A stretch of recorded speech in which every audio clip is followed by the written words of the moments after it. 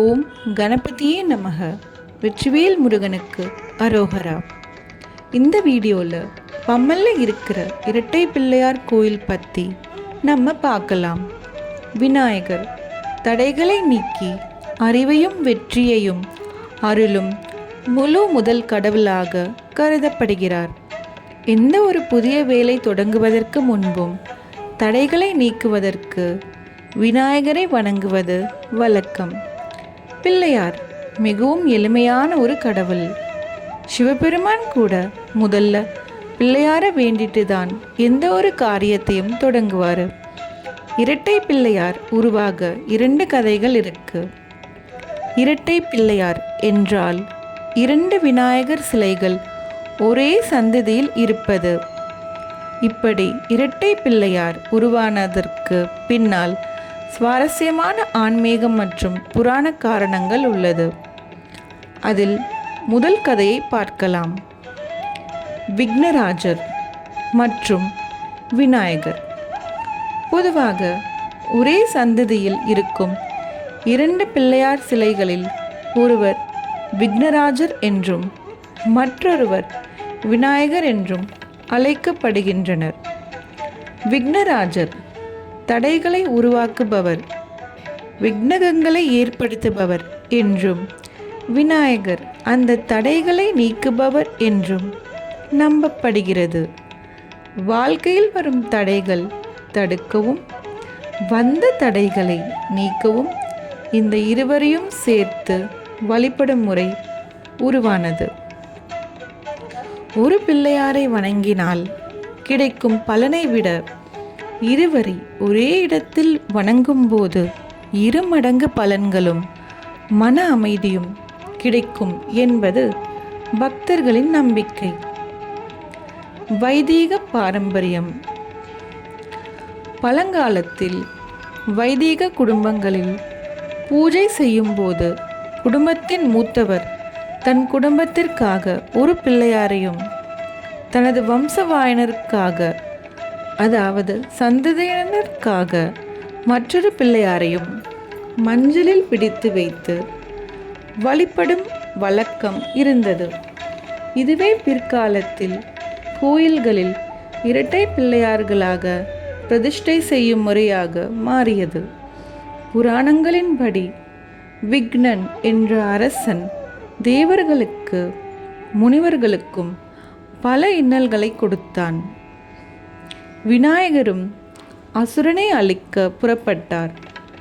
விநாயகர் சிறு பிள்ளைதானே, அவரால் என்ன செய்துவிட முடியும் என்று விக்னன் நினைத்தான்.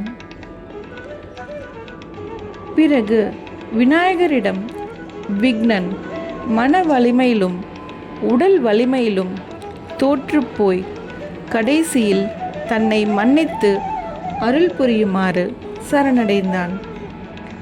விநாயகர் அவனை மன்னித்தார். பின்பு அசுரன் சரணடைந்து தனது பெயரிலேயே விநாயகர் விளங்க வேண்டும் என்று வேண்டினான். விக்னன் வேண்டிக் கொண்டபடி அன்று முதல் விநாயகர் விக்னேஸ்வரன் என்று அழைக்கப்பட்டார்.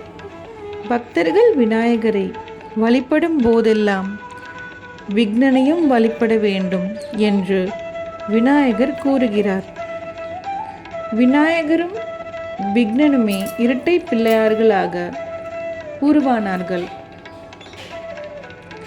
பிள்ளையாருக்கு உரிய தேய்பிறை சதுர்த்தி திதி, திருவோணம், திருவாதிரை, விசாக நட்சத்திரங்களும் திதிகளில் பஞ்சமியும் இவருக்கு உரியதாக கருதப்படுகிறது. தேய்பிறை சதுர்த்தியில் இவருக்கு அருகம்புல் மாலை அணிவித்து வழிபட்டால் செவ்வாய் தோஷத்தில் ஏற்படும் தீமைகள் விலகும். அர்ச்சனையும் செய்து கொழுக்கட்டை செய்து நிவேதனம் செய்தால் சந்திரனால் ஏற்பட்ட தோஷமும் விலகும். திருவோணம் நட்சத்திரத்தில் இந்த இரட்டை பிள்ளையாருக்கு மாம்பழம் நெய்வேத்தியம் செய்து ஏழை தம்பதிகளுக்கு அளித்தால் கணவன் மனைவி உறவு பலப்பட்டு குடும்பத்தில் மகிழ்ச்சி பொங்கும். திருவாதிரை அன்று வில்வத்தால் மாலை தொடுத்து இவரை வழிபட்டால் நோய் நொடிகள் குணமாகி ஆரோக்கியமாக வாழலாம். பஞ்சமி திதியில் பஞ்சாமிர்த அபிஷேகம் செய்து வழிபட்டால் கடன் பிரச்சனைகள் தீர்ந்து செல்வம் பெருகும். விசாக நட்சத்திரம் அன்று இரட்டை பிள்ளையார்களுக்கு பூக்களால் போர்வை போன்று மலராடை அணிவித்தால் குடும்பத்தில் சுப நிகழ்ச்சிகள் நடக்கும். செவ்வாய்க்கிழமைகளில் வழிபட்டால் நாகதோஷம் விலகும். சனிக்கிழமைகளில் கனி படைத்து வழிபட்டால் சனியின் தாக்கம் குறையும். நெய்விளக்கு ஏற்றி வழிபட்டால் கல்வியில் சிறந்து விளங்கலாம்.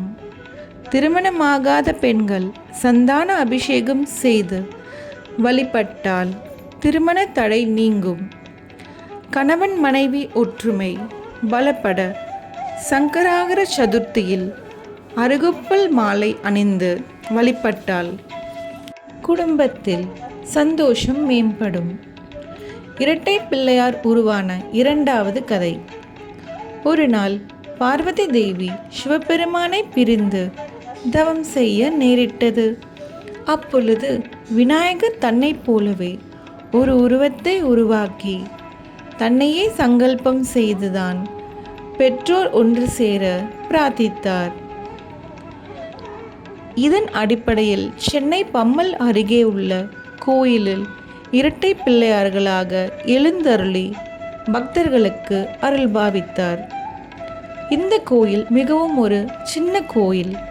நீங்கள் சென்று அருள் பெற காலை 7 மணி முதல் 10 மணி வரையிலும் மாலை 6 மணி முதல் 8 மணி வரையிலும் திறந்திருக்கும். இந்த கோயில் பூட்டி இருந்தாலும் நீங்கள் போய் தரிசித்து வரலாம். இது பம்மல் உடைய லேண்ட்மார்க் ஆக இருக்கிறது. நீங்கள் பஸ் ஸ்டாப்பில் இருந்து இந்த கோயிலுக்கு சீக்கிரமாக போயிடலாம்.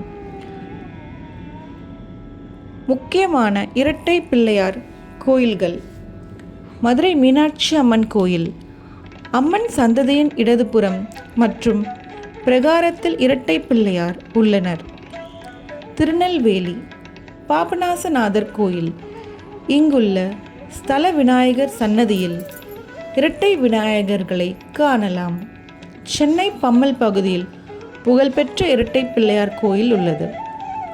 நன்றி, வணக்கம்.